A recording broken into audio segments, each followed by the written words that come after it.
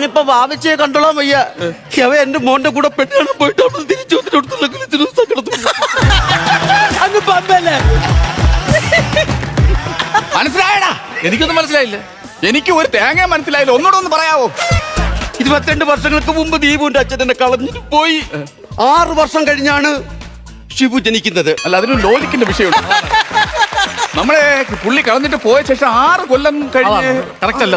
അയ്യോ കേറി പോണ്ട. ഒത്തുതീർപ്പിന് വേണ്ടി ഒരു ദിവസം വീട്ടിൽ വന്നായിരുന്നു.